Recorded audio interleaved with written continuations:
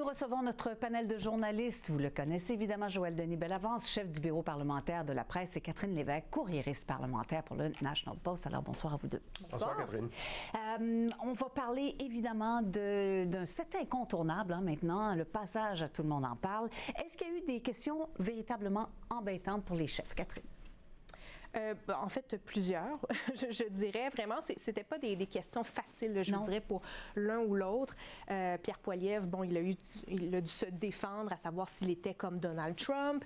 Il a dû aussi défendre son plan pour définancer CBC, mais pas Radio-Canada. Donc, il a eu des questions assez... Avec une petite leçon à la fin de la part de Guillaume Lepage, qui s'est pas privé. Oui. Exactement. Guillaume Lepage, après tout, c'est le réseau Radio-Canada qui a Tout le monde en parle. Mark Carney, je vous dirais, de son côté... il avait l'air nerveux. Son équipe lui dit aussi de donner des réponses plus courtes. Donc, nécessairement, il a eu plus de questions. Des questions difficiles sur Brookfield, sur l'évasion fiscale. Alors, vraiment, il a dû se défendre un peu là-dessus. Il a juste semblé se détendre, je vous dirais, à la mi-entrevue, lorsqu'il a fini par dire, écoutez, je ne suis pas parfait. Je fais des erreurs, je fais des gaffes. Et vers la fin, lorsqu'il y a eu une petite question, disons, plus sympathique à son égard, là, à savoir qu'est-ce qu'il aime du Québec, parce que lors de son entrevue précédente à 5 chefs, une entrevue à Radio-Canada, il avait eu un peu de difficulté à dire qu'est-ce qu'il aimait du Québec. Donc, il a fini par bien répondre à ces questions-là, mais effectivement, ça a été des questions assez difficiles là, d'une part et d'autre. Joël Denis, ça a été difficile donc pour M. Poilievre et M. Carney? Oui, mais malgré tout, je pense qu'ils sont bien tirés d'affaire. Pourquoi c'était plus une conversation de salon qu'un interrogatoire devant un auditoire très serré? C'était pas comme la joute que l'on voit lorsqu'il y a un débat des chefs. Donc, ça permettait, je pense, aux téléspectateurs d'évaluer la personnalité davantage que le contenu. Et ça, je pense que ça fait partie du choix des électeurs, la personnalité du chef qui est devant nous, à savoir est-ce qu'il serait sympathique, est-ce qu'il est antipathique, est-ce qu'il est trop agressif, est-ce qu'il a le bon ton, est-ce qu'il est, il s'ajuste selon les circonstances. Moi, je pense que c'est un plus-value. C'est presque, parce que je voyais ça presque une entrevue pour le prochain chef ou le prochain premier ministre, et je pense qu'à tous les égards, les deux ont bien fait. Je donnerais par contre une légère avance à Pierre Poilievre pour la raison suivante. Je trouve qu'il a parlé de sujets beaucoup plus concrets pour le commun des mortels. Crise du logement, crise du coût de la vie, et tenter d'associer tout ça à Justin Trudeau, oui, mais aussi aux libéraux en général. Donc là-dessus, je pense que M. Poilievre a marqué peut-être un peu plus de points que M. Carney, alors que lui était plus dans le langage de discours technocrate, donc moins concret pour le commun des mortels, et donc ça faisait pas la discussion du salon normal, peut-être plus une discussion de salle de classe où on enseigne une maîtrise en économie. Mais Mark Carney a dû parler de Justin Trudeau. C'était presque un incontournable. Si vous voulez, on va écouter ça tout de suite. Nous avons, M. Trudeau et moi, et le Parti libéral, nous avons les mêmes valeurs. Mais moi, je mets l'accent sur l'économie. Je mets l'accent sur gérer cette crise et de bâtir une économie. C'est un moment un peu plus difficile quand même là, pour Mark Carney, Joël Denis. Oui, j'ai trouvé ça quand même remarquable qu'il le dise de cette façon-là. Je l'ai entendu dire en privé, ces gens de Popro-là, comme quoi M. Trudeau ne s'intéressait pas beaucoup à l'économie et que lui voulait se présenter comme la personne qui pouvait gérer l'économie. Donc, il l'a dit publiquement. Je peux le dire qu'il me l'a dit en privé. Et c'est une façon aussi de peut-être de faire la rupture entre lui et Justin Trudeau, bien qu'il dirige le même parti. C'est un parti qui est différent parce qu'il se consacre davantage aux questions économiques. Et c'est vrai, M. Trudeau, ce n'était pas sa force, les questions économiques. Oui, les luttes contre les inégalités sociales, je pense que ça fait partie de la mission fondamentale d'un gouvernement, mais il a négligé, je pense, l'aspect économique durant son mandat. Et M. Carney veut corriger le tir. Bon, j'aimerais vous entendre, Catherine, sur Pierre Poilievre, savoir si c'est bien sorti de cette question un peu piège. Si vous voulez bien, on va l'écouter tout de suite. Lui, il vient d'une origine très riche, famille millionnaire. Moi, je suis né d'une mère monoparentale avec 2 enseignants comme parents qui me donnaient une origine modeste. Mais cette origine me donne la capacité de comprendre l'être humain. D'avoir plus d'empathie que M. Trump? Oui, absolument. Parce qu'on lui a demandé s'il était un mini-Trump. Oui. Alors, il s'en est bien sorti?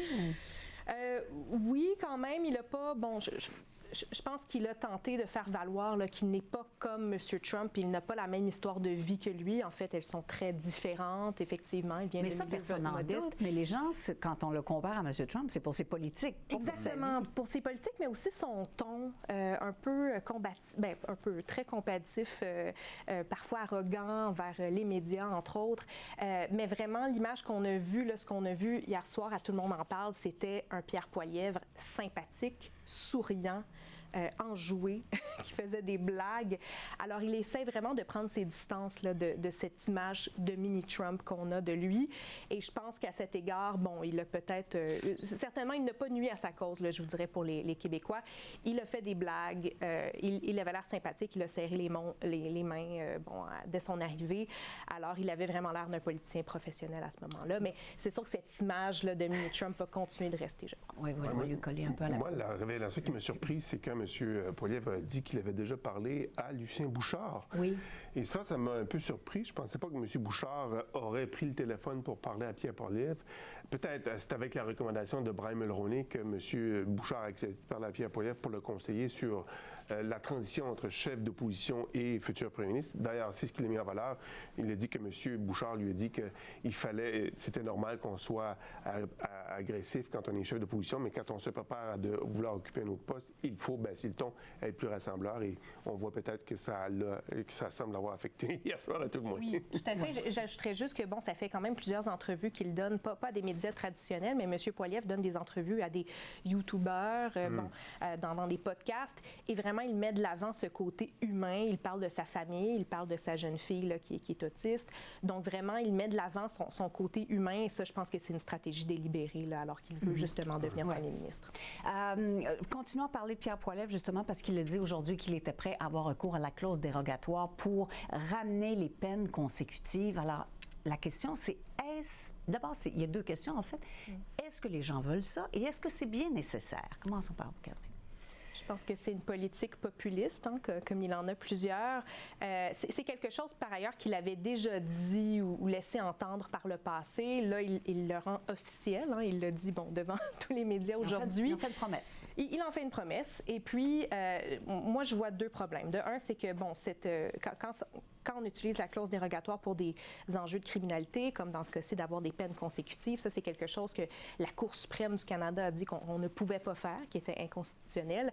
Le deuxième enjeu, c'est lorsqu'un chef fédéral utilise la clause dérogatoire, c'est assez difficile, après coup, de critiquer les provinces, de faire la même chose pour certaines lois, disons. Donc, je trouve que c'est un piège, je pense, pour lui. Je comprends pourquoi l'idée derrière ça, mais en même temps, je pense que ça pourrait créer des problèmes dans le futur.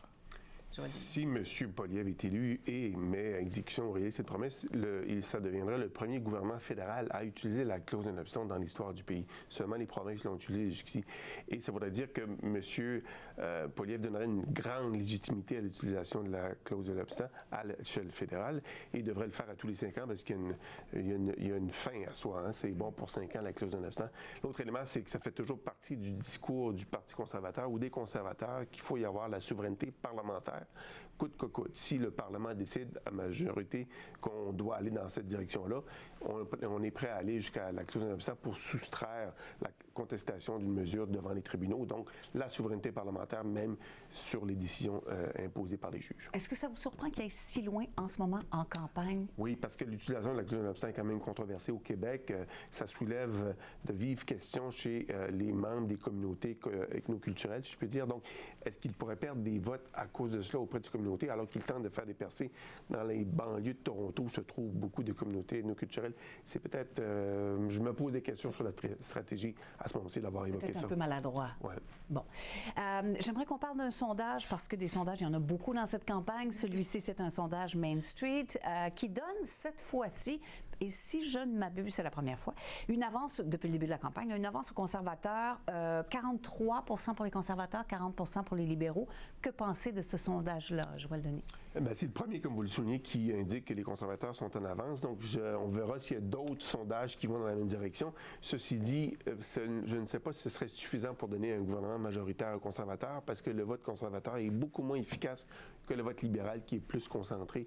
Le vote conservateur est plus concentré dans certaines provinces. Donc, il vous pouvez remporter un siège en Alberta avec 70 %, ça ne vous donne pas plus de gains ailleurs si vous ne faites pas de gains en Ontario ou au Québec, par exemple. Donc, je le prends avec prudence, mais j'en prends bonne note, savoir s'il y a une tendance qui commence, une nouvelle tendance. Ça va sûrement réjouir les conservateurs qui n'ont pas eu de bonnes nouvelles au sujet des intentions de vote dans les sondages au cours des dernières semaines. Et ça n'a rien à voir, évidemment, avec tout le monde en parle hier. C'était hier soir, donc Voilà. c'est pas ça. Donc, est-ce qu'il faut prendre ça avec un grain de sel, Catherine? Je pense que oui. Je pense que, bon, comme Joël Denis l'a dit, c'est selon les régions. Hein. Parfois, on peut dire les libéraux, je pense qu'ils sont très en avance dans l'Atlantique, au Québec, en Ontario, en Colombie-Britannique. Après, il faut que les conservateurs, là, vraiment, je pense que les libéraux, je vous dirais, pour avoir passé la dernière semaine avec eux, je vous dirais qu'ils sont très confiants. Et ils pensent vraiment former le prochain gouvernement. Et ils pensent faire des gains un peu partout, et je vous dirais même en Alberta, à Edmonton, à Calgary. Donc, c'est vous dire à quel point là, ils pensent vraiment former un gouvernement majoritaire. Évidemment, les choses pourraient changer. Il y a les débats cette semaine. Il y a eu les entrevues, tout le monde en parle.